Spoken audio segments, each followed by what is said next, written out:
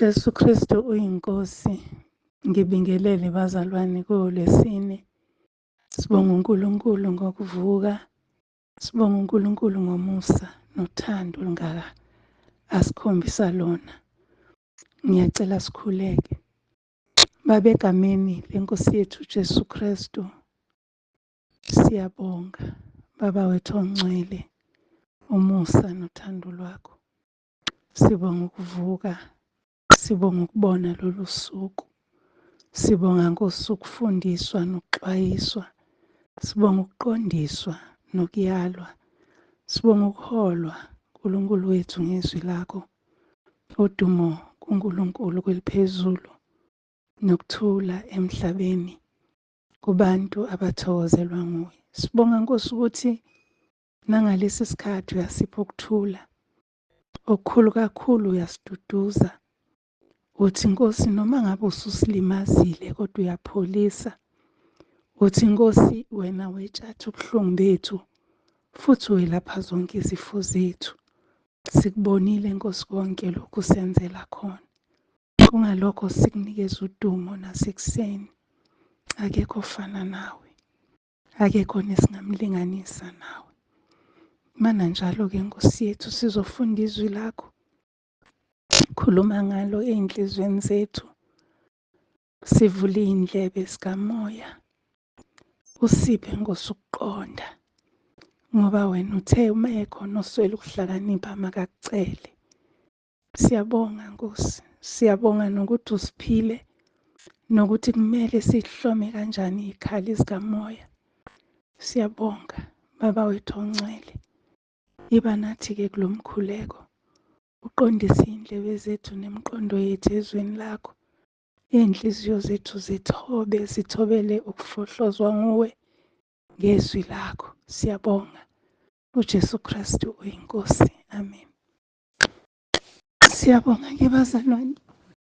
Iyo leyo ndaba yokuthi umuntu uma evuka ekugoqeni uvuka ngekhorasi.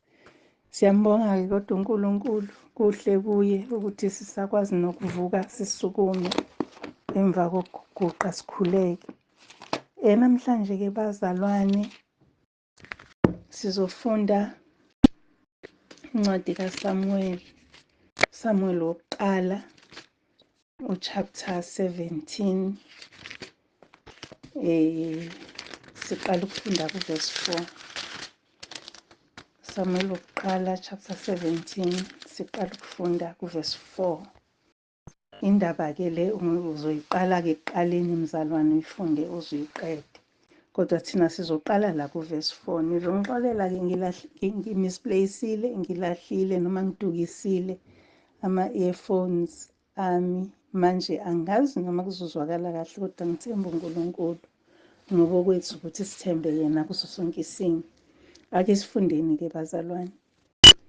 Kwaphuma iqhawe elikhulu ekamu lamaFilisti, igama lalo linguGoliyathi waseGathi. Ubude bakhe buyizingalo eziyisithupha nesandla. Wayenesigqoko sethusi ekhanda, egqoke ibhantshi lensimbi. Isisindo sebhantshi sasingamashekeli ayizinkulungwane eziyisihlanu ethusi. Wayenezivikelo zethusi emlenzeni nengcula yethusi phakathi kwamahlombe. Futhi lo mkhonto wakhe lwalunjengogongolo lomaluki. Isihloko somkhonto sasingamashekeli angama600 ensimbi. Ophethe isihlangu wahamba phambi kwakhe. Wema wamemeza ezinhleni zakwa-Israyeli wathi kuzo, niphumeleni ukuhlela impi na? Angisiyi umFilisti, nina niyizinceku zikaSawuli na? Zikhetheleni umuntu ehleze kimi. Uma enamandla okulwa nami angibulale, siyakuba izigqila zenu. Kepha uma ngimahlula ngimbulale, niyakuba izigqila zethu nisikhonze. UJesu Kristu uyinkosi. Siyabonga Baba izwi lakho, khuluma ngalo namanje. UJesu Kristu uyinkosi. Bazalwane, leli zwi esizofunda esikhuluma ngalo namhlanje. Konke-ke okunye ukuchazwa kukaSawuli ukuthi wayeme kanjani, kwakunjani ngaye, asizukukhuluma ngakho namhlanje. Sizokhuluma nje namhlanje ngoverse 4 noverse 8 no-9. Cha. Yes, noverse 8 noverse 9. Kodwa-ke konke okunye kufanele sikufake engqondweni. Isihloko sale nkonzo yethu-ke sizothi nje ungesabi, themba uNkulunkulu. Isona sihloko esivele safika enhlizweni yami uma ngabe nginikezwa lelizwi ukuthi ngihlafune nani namhlanje. Esikhathini esiningi-ke bangcwele, uma ubhekana nesimo uyesaba. Kwesinye isikhathi uze ukhohlwe nofanele ukuthi ukwenze, uthuthumela. Esikhathini esiningi uthola ukuthi omunye uze azingcolise ebhekene nesimo esithize. Sike sabona lapha kumabonakude kunohlelo olwakhiphisa abantu ama-drugs. Omunye ubhuti eze ethi sengiyingcolisile, esaba amaphoyisa ngoba enama-drugs. Izimo-ke angisho ukuthi kwakuyisimo esingaba yi-example, kodwa ngisho ukuthi ukusaba kuyayidima ingqondo. Ukusaba kukwenza ukuthi udideke. Ukusaba kwenza ukuthi wenze izinto obungeke uzenze kuyisimo sinormal. Uma ngake ngixoxe nje kancane ngale ndaba masiyisuse emuva. uDavide kwakuthiwa kwakuwumfana nje owayelusa izimvu zikababa wakhe. uDavide eyithola esekule situation, uthunywe ubaba wakhe ukuthi akalethele abafowabo abasempini ukudla azobabona ukuthi basekhona. uDavide ufika la akanalo yena uvalo lwalempi ngoba yena akazukuyilwa lempi. uDavide mayefika la imishini yakhe, ukuthunywa kwakhe ukuzobheka abafowabo. uDavide uhamba la akanakho engqondweni ukuthi ngifuna ukufike ngibulala umuntu noma ngifuna ukuthi mangifika lapha nami ngilwe kanye nabafowethu. Kodwa uDavide useyithola usesempini, ekamu labakwa-Israyeli labangakubo ngoba abafowabo balwa impi bengakubo.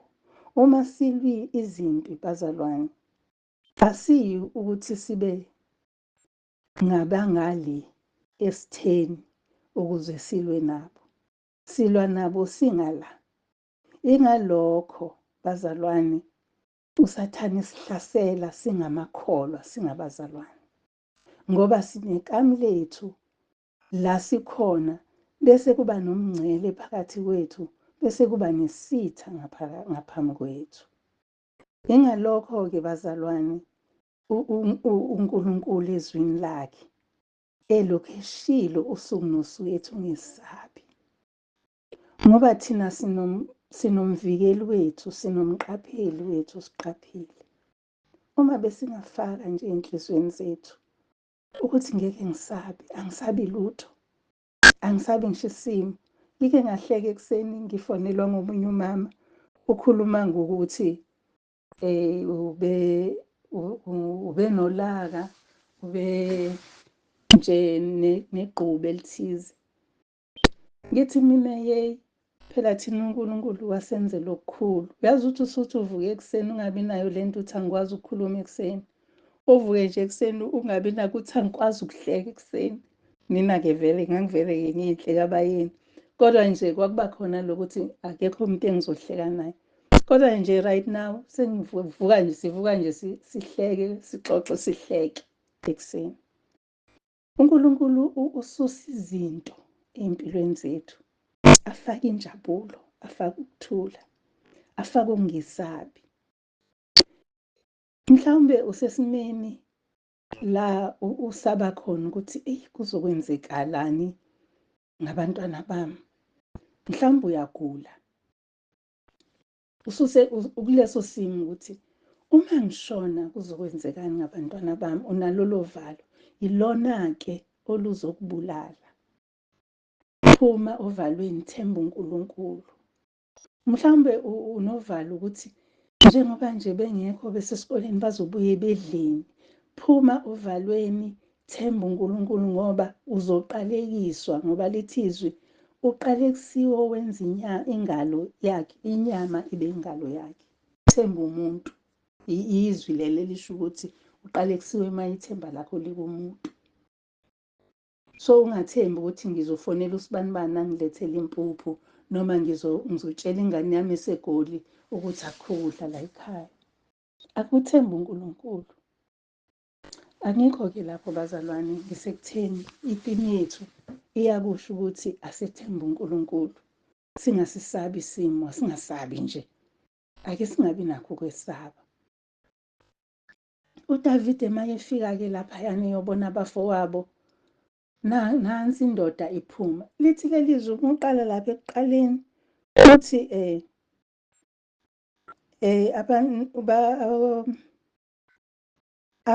amaFilisti ayeme entabeni ngalapha, u-Israyeli naye eme entabeni ngala. Kusho ukuthi kwakunomhosha phakathi kwabo. Then kwase kuphuma oyedwa waya phambili. Mayephuma lo yedwa, uyena-ke lo chazwayo ukuthi wayesabeka kangakanani. Ngithi asizukugxila ekusabekeni kwakhe. Uyesabeka mude, ugqokele impi. Ugqokele ukuthi noma ngabe umkhonto uqhamuka ngala awuzukungithinta, noma ngabe uqhamuka ngala uzovinjwa yilezi zinto engiy'gqokile. And phezu kwakho konke lokho, umkhonto wakhe mude. Webazalwane, indlela agqoke ngayo ikhulumo olukhulu kithi. Bengingafisi nje nokuthi ngize ngingene ngoba inkulumo yangelinye ilanga. Awucabange nje kuthiwa umkhonto wakhe wawumude, isihloko sawo siside, usinda ngisho ukusinda. Ucabange nje mhlawumbe umuntu omaziyo, ake ngingasho ngithi umuntu omaziyo. Kunalesi scam esikhona, ufonelwe umuntu waphesheya athi nginezinto la engifisa ukuyithumela lapho zizonisiza e-Afrika, zizonisiza. Manje ngicela ukuyiletha ngawe, ngiyithumele ngawe. Mhlawumbe uvume ebese ethi ngicela ukuthi ufake imali engaka, useyakuskema ngithi. Kodwa usekonile ngokokuqala nje, ukulingile, isitha singenile ngokuthi uzucabanga ukuthi uzothola lezi zinto zamahhala ezinhle. Ngisho ukuthi izilingo zihamba ngisho indawo ende kangakanani. Zize kuwe, imicibisholo yesitha, icibishelo ihamba indawo ende ize kuwe. Kuyenzeka ukuthi isitha sikuhlasele ngomuntu oseduze kwakho, kodwa kuyenzeka sikuhlasele sikude nawe, kodwa uzithole usuchomekekile esikhaleni saso. Siyaxwayiswa lapha bazalwane, siyaqondiswa la. Angidlule ngithi angizukungena endaweni kaGoliyathi yokuqoka, ngoba kuningi esingakufunda la ekugqokeni kaGoliyathi. Kulezi zinto, into esengiyitholile ngezwi likaNkulunkulu ukuthi akukho okubhaliwe phansi okungabalulekile. Igama negama kufanele ukuthi uthule ulicabange ukuthi kodwa Nkosi yami, kungani washo kanje? Angidluleke lapho. Ngithe sizokhuluma ngo-4 no-5. Sengiyishilo-ke uverse 4, sesiya-ke kuverse 8. Kuthiwa-ke le ndoda ende enkulu esabekayo egqokile yayikazela yafaka izinto zonke zempi yaphuma. Angithi babhekene u-Israyeli ngala, amaFilisti ngale. Kuthiwa waphuma-ke lo mFilisti wama phambili, mude, mkhulu, ugqokile zonke lezi zinto, uyasabeka nje. Uma ephuma lapho abakwa-Israyeli bayasaba, ayikho indoda engaka ngakubona. Kodwa abakwa-Israyeli bangabantu isizwe sikaNkulunkulu. Basaba kanjani umuntu engabe basaba uNkulunkulu? Abesithi-ke uNkulunkulu ezwini lakhe laphaya kumaKorinti, ku-2 Corinthians, abaseKorinte besibili, laphayana ku-chapter 12, uPawuli umpostoli ukhuluma ngokuthi egula ebuthakathakeni bakhe yamanga kuye inkosi yamqinisa yathi, umusa wami ukwanele ngokuba amandla ami apheleliswe ebuthakathakeni. Sebesabile-ke baqeda abakwa-Israyeli bayathuthumela. Kuthiwa yayiphuma zonke iy'nsuku le ndoda iphume ime. Kodwa ngalolo suku kanti iphuma kunanoDavide ongasabi impi ngoba kezile empini. uDavide wazi ukuthi mina ngahamba nonamandla. Mina iqhawe lami yileli elingitshela ukuthi ungasabi futhi ngeke ngisabe. Uthi uma ngabe sebuzwa inkosi uSawuli ukuthi ungumfana kabani, uyasho ukuthi hayi ngingumfana kaJese, liyagcizeleleke lo fana. Uthi-ke yena-ke manje uthembeni, uthi-ke uNkulunkulu wami uzokunqobela ngoba sengike ngaklebhula ibhere, ngabulala ingonyama. Uyachaza, uyazisho izinto azenzile, hhayi ngamandla akhe. Akekho umfana owayengahlukanisa imihlathi yengonyama. Kusho ukuthi uNkulunkulu okuyena uyakhula. Bazalwane, uNkulunkulu okuthina uba mkhulu kunathi always, ngaso sonke isikhathi. uNkulunkulu mkhulu, kodwa uNkulunkulu uyangena enganeni, ingane ibe inkulu kakhulu. uNkulunkulu mkhulu ngendlela engachazeki, kodwa ingane encane uma ingene uNkulunkulu ikhuluma izinto ey'nkulu. Abantu abadala baze bathi hayi, akukhulumi yona le ngane. Injalo indaba yethu, njengoba ethi ungesabi nginawe, usuke enathi ngempela uNkulunkulu. Cabanga-ke enye into engifisa ukuthi siyibuke kule ndaba esiyifundayo. Uthi-ke uma ngabe esekhuluma lapha uGoliyathi, uthi zikhetheleni umuntu ehle eze kimi, okungukuthi isitha sakho singenzansi kwakho. Noma ngabe kutheni, uma ungumntwana kaNkulunkulu, uJesu wanqoba ukufa, wanqoba uSathane, sihamba phezu kwakhe. So ukuze sifinyelele ezingeni likaSathane kumele sehle. Uthi uGoliyathi akehle lowo muntu, khethani umuntu enimethembayo ehle. Akuphume muntu, akekho ozethembayo ukuthi angehla ehlele aye kuGoliyathi enzansi. Kodwa uDavide ngoba uyazi ukuthi yena vele uzokwehla, ngoba akehli yedwa, wehla noNkulunkulu, njengoba uJesu wehla. Lithi izwi likaNkulunkulu, uJesu wathi mayevuka ethuneni, wehlele ey'ndaweni ey'julile zomhlaba ukuba yokhulula babeseHadesi. So now uDavide kumele ukuthi akehle, ehlele kuSawuli, kuGoliyathi, ukuze amnqobe. Unqoba from above, unqoba ngokwehla. Bazalwane, nami ngiyezwa ukuthi mhlawumbe anizwa, kodwa sidinga ukuthi sehle. Uma ngabe ubhekene nenkinga, awukwazi ukuthi ume ngey'nyawo ukuthi Nkosi nansi-ke inkinga, ngenze njani, but uyaya emadolweni, uyaguqa. uNkulunkulu abe phezu kwakho, awengane, unqobe leyo mpi, wena usuwehlele phansi. Now uthi-ke uGoliyathi akehle eze kimi.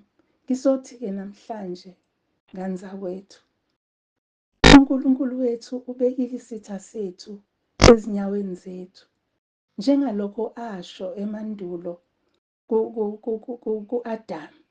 Wathi uyonyathela ikhanda lenyoka. Kusho ukuthi inyoka isezinyaweni zethu. Kusho ukuthi isitha, isono sisezinyaweni zethu ngoba phela uJesu wasinqoba. Thina kwethu ukuthi sisinyathele singaphansi kwethu isono. Asingasikhuphuli-ke bazalwane ukuthi silingane nathi. Uzwe athi umuntu iy'nkinga zami zingaphezu kwami. Inkinga yakho angeke ibe phezu kwakho uma uNkulunkulu engakuwe. Akekho ongamelana nawe uma nje uNkulunkulu engakuwe. Ingalokho-ke bazalwane siye sikhulume size singathi asiphile emakhanda. Sithi thatha uJesu. Thatha uJesu. Faka uJesu ekhoneni lakho. Mfake nje uJesu enhlizweni yakho. Anyenyeze usuku nosuku uthi ungesabi. Uthe uJesu uzothumela umoya omngcwele. Ngithina umoya omngcwele abe ngumduduzi wethu. Uye lo uNkulunkulu owumoya omngcwele obelokhu ethi ungesabi, ungesabi, ungesabi. Uthi noma usufuna ukukhuluma uthusisitha ngomsindo, athi thula, wazi ukuthi ngingithixo. Bese uyathula sinqotshwe isitha, ubone isitha sihlehla, ubone isitha sibaleka, ubone usinqoba sifa phambi kwakho. Kuke kwangena inyoni la endlini. Cabanga ukuthi bukuthanga. Inyoni esingayaziyo nje encanyana engafani nalezi inyoni ey'gcwele la egcekeni. Uma ingena inyoni singayiboni, sibone la ingcolise khona. Hhayi ngidideke ngisule, ngiqeda ukukorobha nje bese ngiyasula futhi. Ngithi uma ngithi isefasteleni ngaphakathi, ithule bese ngitshela uSwami, Swami nansi le nyoni esingcoliselayo ilokhu isididile. Ayibambe, ayithathe yena akayisaba, ayithathe athi nje uJesu Kristu inkosi. Nami ngesikhathi ngisula ngiye ngathi uJesu Kristu inkosi ngoba bengingayazi lento. Ngithi mina uJesu Kristu inkosi, ngisho ngiyasula la ingcolise khona. Mase ngiyibona ngithi Swane nansi le nyoni iyona le ingcolisela. Avele ayoyibamba athi uJesu Kristu inkosi ayibambe. Ngesikhathi ethi uJesu Kristu inkosi eyithatha ivele ife. Esayithatha nje abe sethi othi ngiyiphose la mhlawumbe izovuka, ivele ife unomphela inyoni. Bese siyayibukisisa, hayibo le nyoni ayifani nalezi nyoni ezigcwele la egcekeni. Kodwa-ke simbonge uNkulunkulu ukuthi ngempela uma ukholwa akukho ongeke ukunqobe. Ukuba ibingenabubi mhlawumbe le nyoni ibingeke ife uma sithi uJesu Kristu inkosi. Kodwa izimo ezinye ziye zisikhombise ukuthi uNkulunkulu uqinisile ezwini lakhe, uthembisile akuthembisile kuyikho. Uyabona ukuthi uJesu Kristu inkosi ngempela, ngempela amadolo ayaguqa. Ngempela izimpi ziyanqotshwa. Ngempela izimo ziyaguquka. Ngempela siyaphiliswa. So angikho lapho bazalwane, ngifisa ukusho nje ukuthi uma uzazi ukuthi uhamba nobani, yehlela kubo. Kusho njalo nalapha kwiziKroniki la ama-Israyelites ehlaselwe yimpi ababeyesaba kakhulu, uthi zihleleni niphumele kubo ngoba impi akusiye yenu, ingekaJehova. So isikhathi esiningi izimpi akuzona ezethu, ngezikaJehova. Kunamahlane uNkulunkulu asingenisa kuwona ukuze siphumele ngaphesheya sibonge yena. Kunezimpi ezisihlaselayo. Impi isuke izokuhlasela. Ihlane kusuke kuwukuthi wena hamba ngokukholwa unqobe. Impi isuke izokuhlasela. Kodwa uma ngabe khona lo onyenyeza ekududuza ukuthi qina uma isibindi, ungesabi mina nginawe, ube suyalalelisisa lelo phimbo. Noma ngabe ulizwela kude, lithathe ngokukholwa. Noma ngabe ulizwa lincane, lithathe ngokukholwa, ngoba mkhulu lo olethembisayo, mkhulu olushoyo, mkhulu owethembisayo, futhi uzokunqobela. Angifuni ukuqhubeka nale ndaba. Indaba yethu iphela lapha namhlanje, ngoba ngelinye ilanga soyiqhuba sibone isimangaliso sikaNkulunkulu ukuthi noma ngabe sitha sinzima kangakanani, kodwa uyasinqoba, wasinqoba uDavide. Susa uvalo kuwe, musukusaba, hamba ngokukholwa. Ngike ngathi ngelinye ilanga, ngiyaxolisa ukunixoxela iy'ndaba sekeyokugcina abazalwane le. Ngike ngathi ngelinye ilanga ngisuka eDrakensberg, ngihamba nobaba umpostoli, uyagula. Masidlula kwelinye iklinikhi bathi bayam-admit-a, ngithi cha ngeke. Ningam-admit-i, bathi sayina-ke onesi, uyabazi onesi masebethetha, sayina ukuthi unqabile, ukuthi ngithi hhayi kulungile, ngizosayina, ngiyaqonda ukuthi ngithini, ngisayini, ngihamba. Mangihamba naye endleleni, ngivele ngibe nalesi sibindi nje sokuthi okay, okuzokwenzeka kuzokwenzeka, kodwa Nkosi mina ngithemba wena.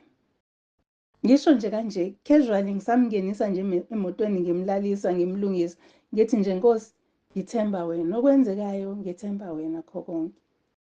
Isimangaliso uNkulunkulu angenzela sona, ngadrayiva ngafika la ekhaya, futhi ngesikhathi esifushane kunesikhathi esihanjwayo uma usuka lapha.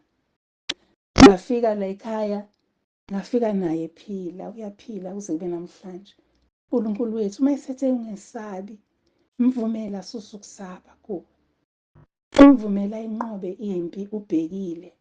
Umvumela akwenze konke ubhekile. Sithi siphambana nawe, uthi wena ngiyamazi engimkhonzayo. Ume lapho, uthi ngiyamazi engimkhonzayo. Ngike ngambona ezenza izimangaliso ey'mpilweni zabantu abaseduze nami, ey'mpilweni zabantu abakude nami, ey'mpilweni zakwa-Israyeli, empilweni yami uqobo. Ngike ngambona, ngiyamazi engimkhonzayo. Ungadideki mntakababa. uNkulunkulu wethu uthembekile. Konke akuthembisayo kunjengoba, futhi ngeke kuze kuguquke. Asimethembe, sihlale kuye, singasuki, singadideki. Isitha asisikhulu, isitha singenzansi kwakho. Sanikezwe igunya lokunyathela sichoboza ikhanda. Sasinikezwa lelo gunya. Ubani pho osiphucile? Asikwazi isithi ukuthi sisishaye ikhanda ekubeni kwakuthiwe siyoshaya isithende. Asikwazi, asisinyathele bazalwane. Unyawo luseduze nekhanda lesitha. Asinyathele ngokukholwa.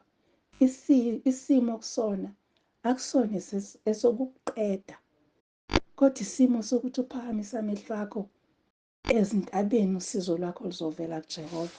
uJesu Kristu inkosi asikhulule. Siyabonga Baba wethu ongcwele, izwi lakho ekuseni khuluma ngalo-ke ey'nhliziyweni zethu ngabanye. Nkosi sithembe wena, asingaphindi sibe nokusaba. Siphe-ke Nkosi ukuqonda ukuthi umkhulu kangakanani. Asikho isimo esingeke sakuthobela. uJesu Kristu inkosi, amen.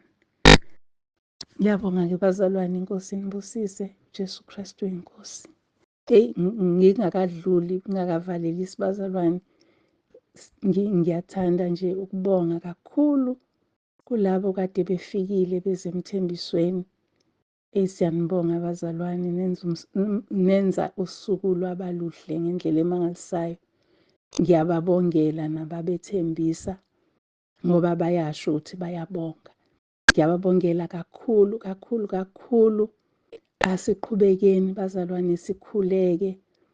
Iy'ngane zethu zizoma kanje phambi kaNkulunkulu naphambi kwebandla, zenze izinto ezinhle. Siyamethemba kuNkulunkulu wethu, akuwona wokugcina lo mthembiso. Nemishado izoqhamuka kanje, imishado ehlelwe uNkulunkulu uqobo. Sekuyisikhathi sokuthi sibuyisele iy'ntambo ebesiy'ntshontshile. Isitha senza santshontsha ama-powers njengalokhu u-Eva enza. Wantshontsha ama-powers uNkulunkulu ayebanike wona ukuthi bazodla ngokuthanda ensimini yase-Edeni. Bazolalela iphimbo likaNkulunkulu ofika njalo azobabona. Waba nesivakashi esinye u-Eva. Wavumela lesi sivakashi ukuthi sizomshayela umthetho emzini wakhe. Asingakwenzi lokho. Asiclaim back abantwana bethu ngomkhuleko. Sibabuyisele esandleni sikaNkulunkulu. Enze ibumba ababumbe kabusha.